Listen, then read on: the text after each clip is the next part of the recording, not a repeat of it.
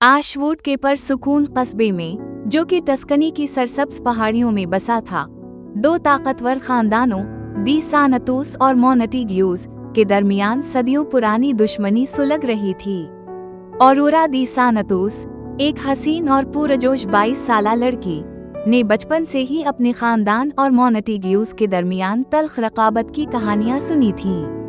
इसके वालिदैन ने उसे सख्ती से मना किया था कि वो मोनटेग्यूज के करीब ना जाए, इन पर कभी भरोसा ना करे। लेकिन तकदीर के कुछ और ही इरादे थे। एक शाम, जब वो कस्बे के मुज़ाफ़ात में वीरान अंगूर के बागात की सैर कर रही थी, तो इसकी मुलाकात एक खूबरू नौजवान जॉलियन मोनटेग्यू से हुई। इसकी नीली आंखों की गहराई और तीखे नुकूश ने ऑरोरा को बेखुद कर दिया। जैसे ही उनकी नजरें मिलें, हवा में एक उनकही कशिश पैदा हो गई। खतरे के बावजूद वो एक दूसरे से दूर ना रह सके।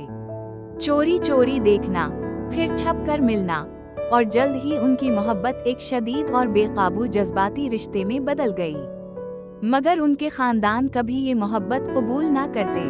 दी सानतूस और मोनटेग्यूज नस्लों से एक दूसरे के जानी दुश्मन थे और उनका इश्क ममनू था। जैसे जैसे गर्मियों की धूप आशवुड पर चमकती रही, ऑरोरा और जॉलियन की मोहब्बत खुफिया तौर पर परवान चढ़ती रही।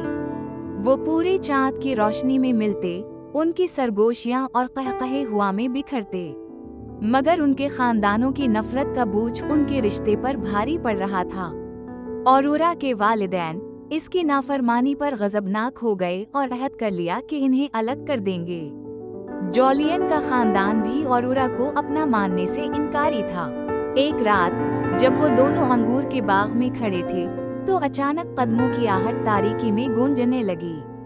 ऑरोरा के वालिदैन ने उनका राज फाश कर दिया था। आंखों में आंसू लिए, ऑरोरा को एहसास हुआ कि उसे एक फैसला करना होगा, अपने दिल की सुनना या अपने खानदान की बात मानना। हम क्या करेंगे? जॉलियन ने कांपती आवाज में सरगोशी की।